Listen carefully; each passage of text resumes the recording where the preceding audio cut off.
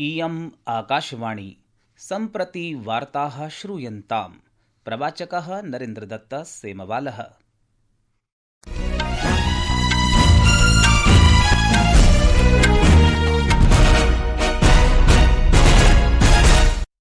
आदौ मुख्यवार्ताः। प्रधानमन्त्री नरेन्द्र मोदी ऑस्ट्रेलियायाः प्रधानमन्त्री एन्थनी अल्बानी च द्वयोर्देशयोः मध्ये व्यापक रणनीतिक सहयोगं सुदृढं कर्तुं स्वकीयां प्रतिबद्धतां पुष्टीकृतवन्तौ। राष्ट्रिय सुरक्षा परामर्शदः अजीत डोभालः प्रधानमन्त्रिणा नरेन्द्र मोदिना सह मिलितवान्। रक्षा सचिवः गोविन्द मोहनः च राज्याणां मुख्य सचिवैः सह श्वः भविष्यमाणाय मॉक ड्रिल इत्यस्मै उपवेशनं कृतवान्।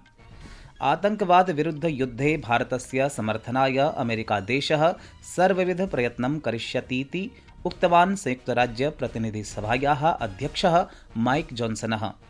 विदेशमन्त्री डॉक्टर एस जयशंकरः प्रोक्तवान् यत् प्रतिभायाः वैश्विकानुरोधः सुदृढः अस्ति, अपि च एतस्य आपूर्तयेः भारतस्य स्थितिः सुदृढा अस्ति। अपि च भारतीय ऋतुविज्ञान विभागः आगामिषु 2/3 दिवसेषु गुजराते राजस्थाने च तीव्रवायुवाहेन सह प्रचण्डवृष्टेः अनुमानं व्यक्तीकृतवान्।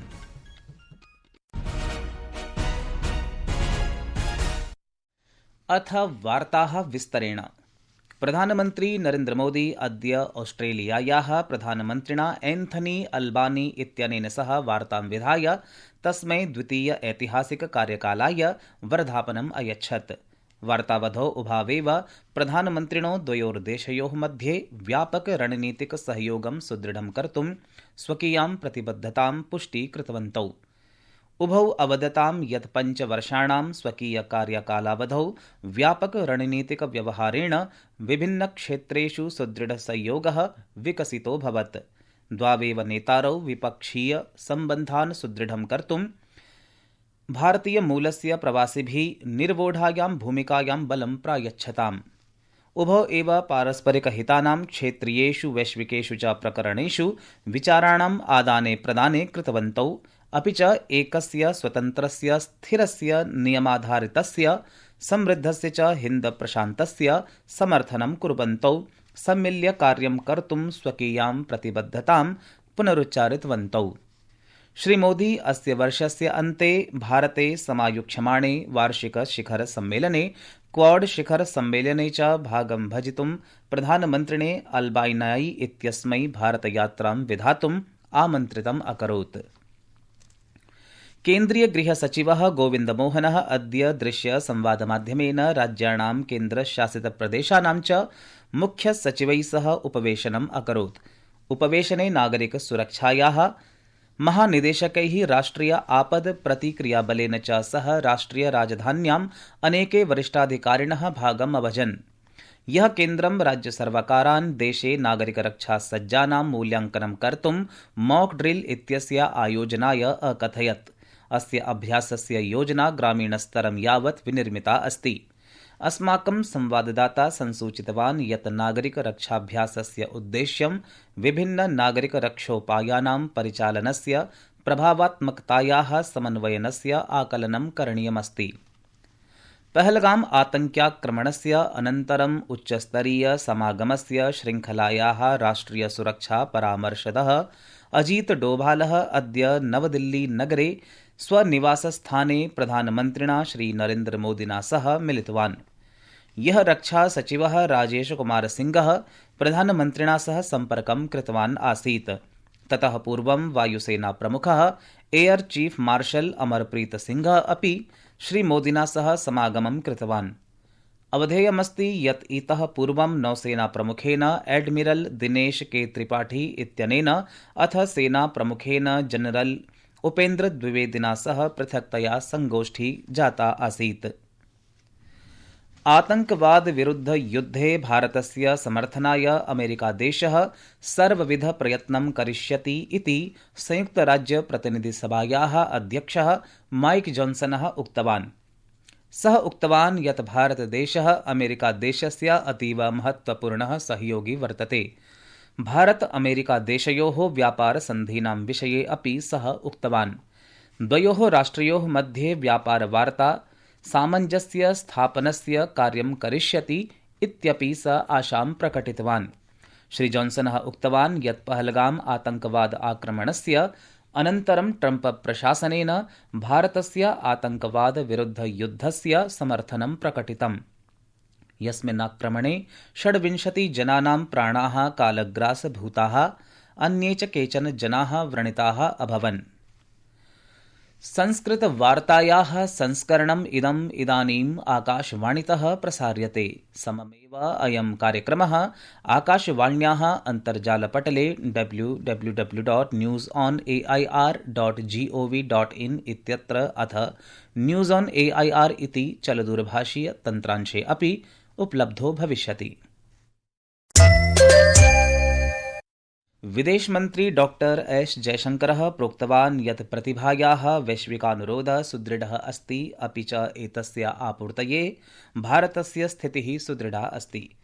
अद्य नवदिल्ल्यां गति इत्यस्य शुभारम्भावसरे कथयन् डॉक्टर जयशंकरः प्रावोचत् यत् वैश्विककार्यस्थलस्य कार्यबलस्य च उद्भवकारणेन विदेशेषु अवसरान् अभिलक्ष्य समधिकं ध्यानं प्रदातव्यम्।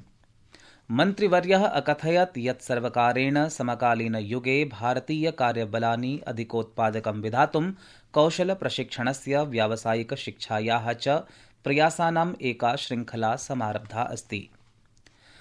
भारतीय ऋतुविज्ञानविभागः आगामिषु 2-3 दिवसेषु गुजराते राजस्थाने च तीव्रवायुवाहेन सह प्रचण्डवृष्टेः अनुमानं व्यक्तीकृतवान्।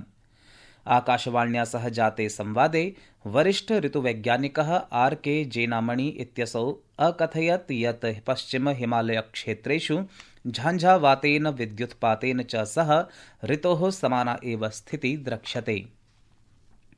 संयुक्तराष्ट्रसुरक्षापरिषत् पिहितद्वारसत्रे पहलगाम आतङ्कवाद्याक्रमणस्य विषये पाकिस्तानदेशेन प्रश्न पृच्छामकरोत्। भारत-पाकिस्तानयोः मध्ये वर्धमानस्य विद्वेषभावस्य मध्ये इदम् अधिवेशनम् अभवत्। प्राप्तसूचनानुसारं संयुक्तराष्ट्रसङ्घस्य अनेके सदस्याः पाकिस्तानस्य आलोचनां कृतवन्तः।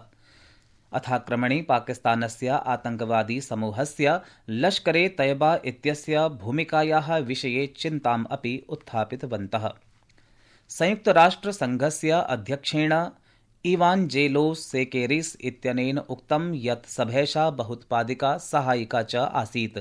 सः शान्तेः प्रतिस्थापनाय संयुक्तराष्ट्रसुरक्षापरिषदः पात्रतां सबलं प्रतिपादितवान्।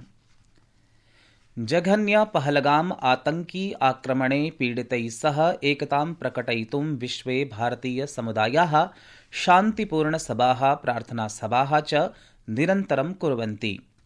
इमानि वैश्विकप्रदर्शनानि हिंसायाः एकीकृतनिन्दाम्, आतङ्कवादस्य सम्मुखे शान्तेः न्यायस्य च समाह्वानं प्रतिबिम्बयन्ति। संयुक्तराष्ट्रसङ्घस्य जॉर्जिया देशस्य भारतीयसमुदायेन अटलाण्टा-नगरे आतङ्कविरोधी सभायाः आयोजनं कृतम्, यत्र हि अमेरिकी काङ्ग्रेस् सदस्यः रिच मेककार्मिकः अपि आतङ्कवादस्य निन्दां कृत्वा आतङ्कवादी हिंसायाः निवारणे अन्ताराष्ट्रिय एकतायाः आवाहनं कृतवान्। शिकागो-नगरे शॉमबर्ग नगरस्य नेशनल इण्डिया केन्द्रे अनेक भारतीयसङ्घानाम् उपस्थितौ एकः महान् समागमः अभवत्, यत्र भारतीय महावाणिज्यदूतः सोमनाथ घोषः एकतायाः स्मरणस्य सङ्कल्पस्य च सन्देशं प्रदत्तवान्। न्यूयॉर्क नगरे सेंट मेरी ऑर्थोडॉक्स चर्च मध्ये गभीरप्रार्थना समागमः अभवत्। एवमेव स्पेन देशे, कनाडा देशे, स्वीडन देशे च तत्तद्देशीया पहलगामाक्रमणे पीडितेभ्यः शोकं प्रकटयितुम् आतङ्कवादविरुद्धं भारतस्य समर्थनाय सभाः अभवन्। मुख्यवार्ताः पुनरेकदा।